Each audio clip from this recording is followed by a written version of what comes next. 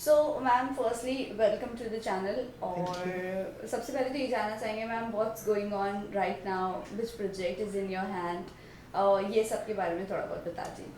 सो मेरे जो अभी परसों ही एक फिल्म रिलीज़ होने वाली है, उसका नाम है प्यार के दो नाम, और ये सिनेमाज में रिलीज़ होने वाली है। तो मेरी 10 फीचर फिल्म जो मैंने आज तक करी हैं, उसमें से ये पहली सिनेमा रिलीज़ है। सो बहुत खुशी है और बहुत एक्साइटमेंट है। उसके बाद काफ़ी स्लेट ऑफ फिल्म्स मेरे आने वाले हैं, जो मैंने लास्ट ईयर की थी, ईयर बिफोर लास्ट की थी।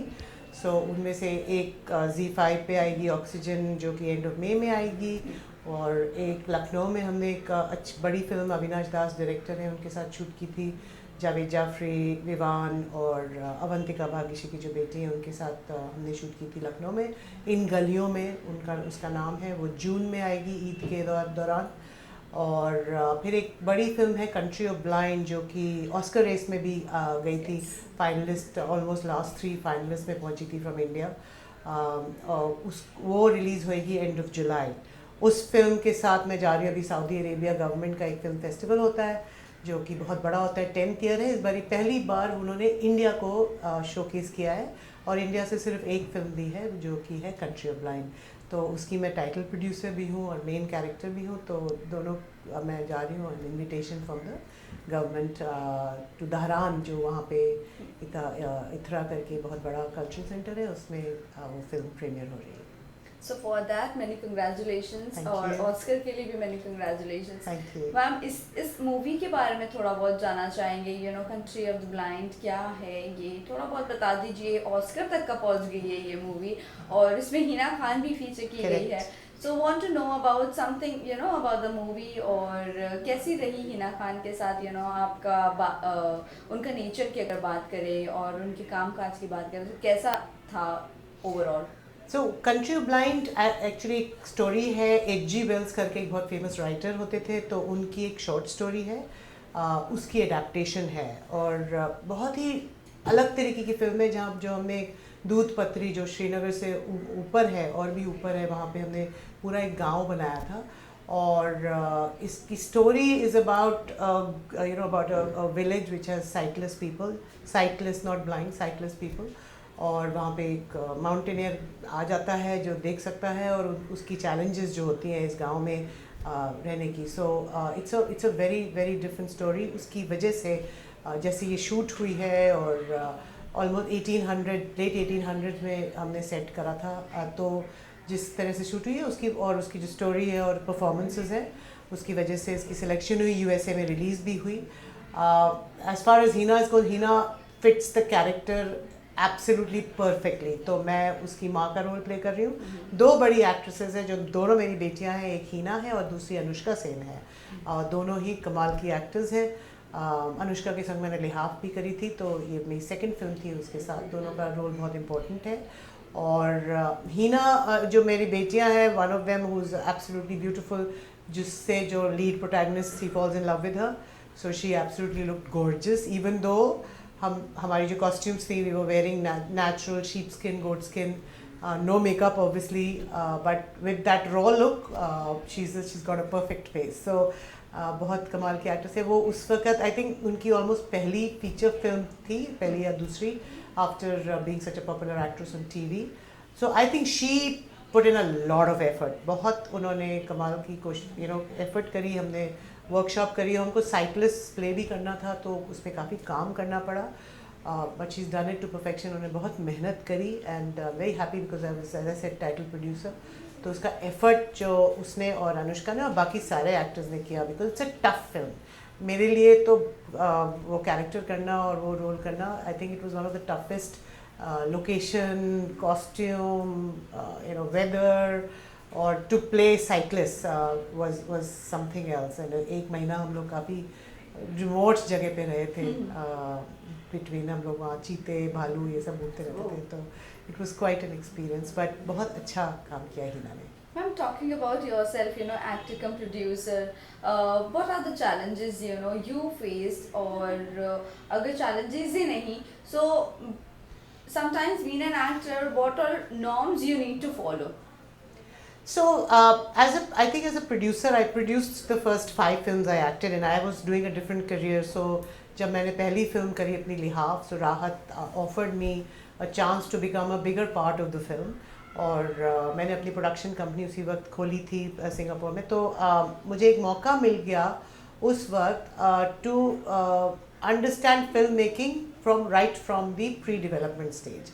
एंड वो लिहाफ जैसी फिल्म जो अभी जियो पे है और बहुत ही प्यारी फिल्म है, उस फिल्म के साथ जो हम जुड़े थे, मैं जुड़ी थी उसकी स्क्रिप्ट के साथ, शूट और उसके पोस्ट प्रोडक्शन और फिर उसके बाद मार्केटिंग का. I took the film to Cannes. वहाँ पे हमें एक ऑस्कर विनर मिले जो कि who came in as a creative producer, Mark Baschet. तो वो पूरी जर्नी जो थी, आई वॉज अ बैंकर, तो वो पूरी जर्नी जो थी मुझे बिल्कुल फिल्म मेकिंग 101 हो गई मेरे लिए. उसके बाद मैंने 3 और फिल्में प्रोड्यूस करी और वो 2 छोटी थी और फिर एक कंट्री ब्लाइंड बड़ी थी. तो as a producer and I have acted in very big roles in all of these films. मुझे जो प्रोड्यूसर की जो चैलेंजेस है उससे एज एन एक्टर मुझे बहुत फ़ायदा हुआ. बिकॉज सबसे बड़ी बात मैं जो अभी भी now I go as an actor, but जितने यंग एक्टर्स को मैं बताती हूँ कि भाई the people who are treated the best on a set are actors. And everybody else is really there trying to make everything work for the actor.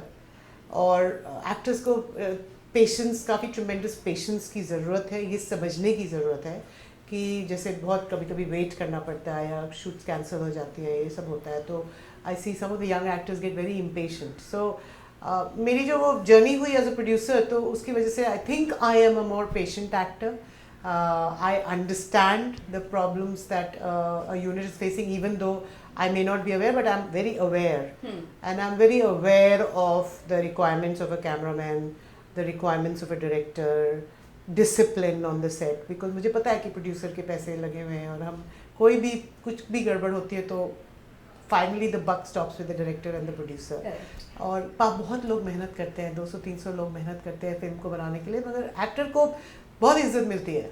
और actors को ये आई थिंक समझने की ज़रूरत है कि सबसे ज़्यादा मज़े एक्टर्स करते हैं, तो पेशेंस भी सबसे ज़्यादा एक्टर्स को होनी चाहिए. मैम थोड़ा सा मैं पीछे की तरफ जाऊंगी. Like you are working in movies, but मैं थोड़ा टेलीविज़न की तरफ जाऊंगी. अभी रिसेंटली बहुत मुद्दे उठने लग गए, बी प्रोड्यूसर, बी एक्टर. और बात करूँ मैं एक्टर के, एज यू सेड कि सबसे ज़्यादा ट्रीट अच्छे से एक्टर्स को किया जाता है. But here recently we have heard one of the news that Krishna Mukherjee, वो जो वेल नोन एक्टर है इन टेलीविज़न, उन्हें लॉक किया जाता है, हरास किया जाता है ऑन सेट, उन्हें ऑन टाइम मनी नहीं दिया जाता है. She has to fight for it. और ये बोलने के लिए भी इतनी करेज चाहिए. और इनफैक्ट यहाँ पर तो अपनी खुद की करियर भी दाव पर लग जाता है जब बोलने बैठते हैं actors. So what is your take on that?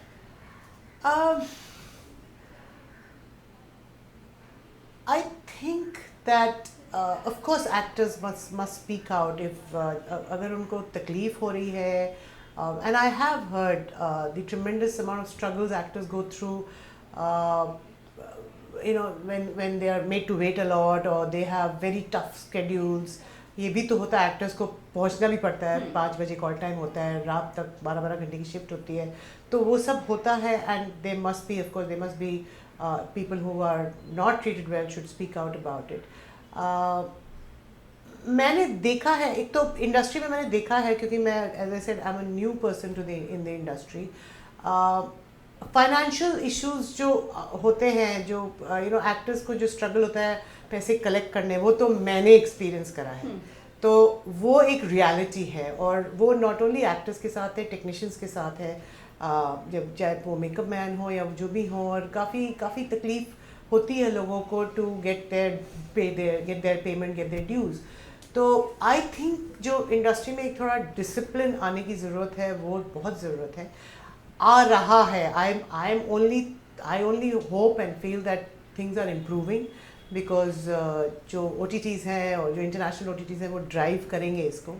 और अपॉर्चुनिटीज़ बहुत है एक्टर्स को, तो अब अगर आप ट्रीट नहीं करेंगे एक्टर्स को, तो चॉइसेस हैं एक्टर्स के पास उसको स्विच करने की. Now TV I know is a big it's a lot of hard work, और उसकी वजह से मैंने भी अभी थोड़ा उसको दूर रखा हुआ है। मगर देखा जाए तो फिर वो TV actors house hold names भी बन जाते हैं, उनको अपॉर्चुनिटीज़ भी बहुत मिलती हैं। So I think it goes both way, but discipline तो हर इंडस्ट्री में चाहिए होती है। आई वर्कड ओवरसीज़, मेरी एक फिल्म है, सिंगापुर की फिल्म है, इंडियन स्टोरी है, बट नेटफ्लिक्स पे है, अमेजोन पे है। उसको हमने सिंगापुर में शूट किया था। वहाँ का डिसिप्लिन और यहाँ का डिसिप्लिन में काफ़ी फ़र्क है। So I think that's what needs to come here as well. Also you know being a producer also, आपकी जब कोई भी मूवी आती है, you know whenever you produce, what all clauses you mention for actors? Because right now what we are hearing that you know on set affairs नहीं होना चाहिए, ये नहीं होना चाहिए, वो नहीं होना चाहिए. I think so, you know, जब 24 घंटा most of the time you are on set, इतना काम करने के बाद एक दूसरे से जेल अप इंसान हो जाता है. और अगर फैमिली मेम्बर नहीं है तो but obviously that they are going to talk with co-actors only. So what is your take on that? What are the clauses you mention for your movie और for being on set for actors?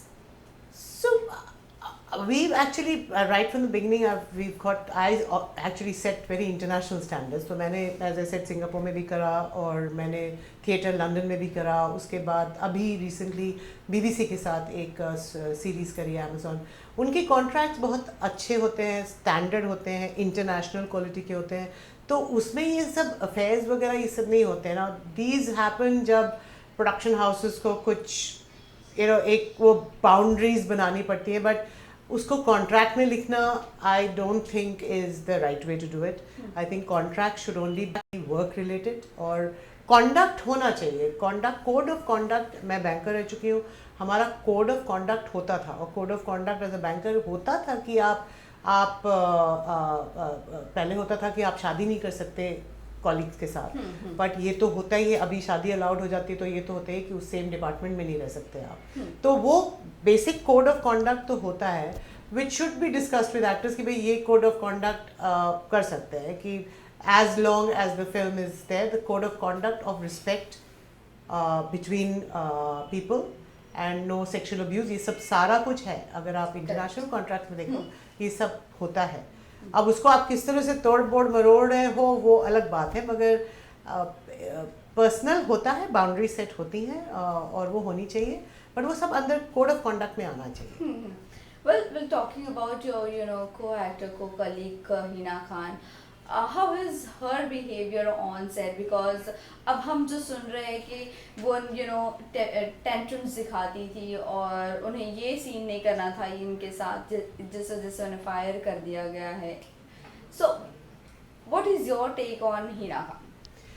See, Hina is a very strong personality.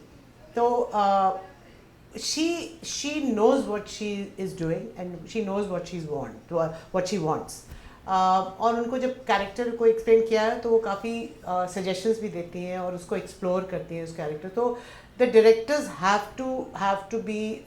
To understand that strong female personalities who are involved in the project, who are involved with the film and with the character, will have their own, what should I say, take on, point of view and take on it. अब आप उसको कुछ भी नहीं करा सकते, and I respect her for that, and I think I respect her personality from that perspective. She is one of the stronger personalities that I have seen. Now, the strong personality, some people can take it negatively also. Correct. You know. But females, when they're strong and assertive, are called aggressive. तो बस ये जो है, और ये मैंने अपने banking career में भी देखा है, यहाँ भी देखती हूँ कि जब विमेन बोलना शुरू करती हैं तो उनको अग्रेसिव बोला जाता है, एरोगेंट बोला जाता है. सो दैट इज वेरी, हाँ, पुल डाउन भी किया जाता है. तो ये सब तो विमेन के संग चलता ही है. So I think that's why you have so many, you know, conversations about her. She is strong, she is beautiful, she gets involved in what she is doing, she knows what she wants, and she lives life at her own terms, and so I respect her for that. Okay, so ma'am, coming to your movie, जो अभी recently release होने वाली है, so आपका किरदार के बारे में थोड़ा बहुत बता दीजिए, and what is the USP of that movie? So उसमें एक्चुअली 2-3 USPs हैं. तो पहले तो प्यार के दो नाम के बारे में मैं बोलूँगी. वो almost fully has been shot in Aligarh Muslim University. Aligarh Muslim University मैं बहुत घूम चुकी हूँ ओवरसीज़ में भी, यूनिवर्सिटीज़ में. Is one of the most beautiful campuses I have seen. बहुत आइकॉनिक यूनिवर्सिटी है, बहुत कम लोग जानते हैं उसके बारे में, और आज तक सिनेमैटिक हिस्ट्री में उन्होंने किसी फिल्म को अलाउ नहीं करा है अंदर शूट करने के लिए. इवन अलीगढ़ मनोज बाजपेयी की was not shot inside Aligarh Muslim university. तो ये पहली फिल्म है जहाँ लोगों को कैंपस और उसके बहुत खूबसूरत ऑडिटोरियम वगैरह देखने को मिलेंगे. सेकेंड उसकी यूएसपी है कि उसमें जो रिलेशनशिप्स एक्सप्लोर करे गए हैं. सो प्यार के दो नाम का एक्चुअली उसका जो हम लोगों को मतलब समझ में आता है फिल्म का, is from you give love and you receive love, and that's the two aspects of love. और उसको डिफरेंट रिलेशनशिप्स में एक्सप्लोर करा हुआ है. तो यंग लव के एक्सप्लोर करा है. मेरा किरदार, I play the head of department of English literature and मेरे husband is the head of department of Urdu. And we are both very strong personalities. और हमारा रिलेशनशिप आपस का और हमारा अपने स्टूडेंट्स के साथ रिलेशनशिप भी एक्सप्लोर किया गया है. So I play a very important part of the narrative and I thoroughly enjoyed shooting because as a head of department of English literature उन्होंने जो मेरा गेटअप दिया बहुत अनयूजुअल है. बहुत अनयूजुअल है. और आप अलीगढ़ में you will see a English head of department you know in that kind of styling. बहुत मज़ा आया मुझे वो करने में. सो वेल मैम, लास्टली जाते जाते अपने फैंस एंड व्यूवर्स को क्या कहना चाहोगे? Because your country of the blind you know Oscar में जीत चुकी है, और in fact you know Hina Khan की वजह से काफ़ी ज़्यादा उन्हें हाइप मिली थी. सो फैंस एंड व्यूवर्स को क्या कहना चाहोगे? So watch all my films जो आने वाली हैं. अभी almost 5 films रिलीज होंगी between now and July, August. So please watch all my films. अभी पहले भी रिलीज़ हो चुकी है मेरी. लिहाफ जियो पे है, और एक बहुत खूबसूरत बिफोर लाइफ आफ्टर डेथ, बहुत ही खूबसूरत फिल्म है, बहुत अवार्ड विनिंग फिल्म है. बहुत नेटफ्लिक्स पे भी है और अमेजॉन प्राइम में भी है UK USA में. तो वो देखिए. और अपने कंट्री ऑफ ब्लाइंड जो कि पूरा ऑस्कर का रेस करके आ चुकी है, वो भी रिलीज़ होएगी जुलाई में. बहुत बिग स्क्रीन फिल्म है, तो बिग स्क्रीन पे देखिए. लखनऊ वाली फिल्म भी बहुत खूबसूरत है इन गलियों में. सो या very excited, please watch. And for actors, my young actor colleagues, and even all the actors, I say that enjoy the opportunities you're getting आजकल, and try to make the most of it and be patient and you know and be calm. Thank you so much and all the very best, ma'am. Thank you.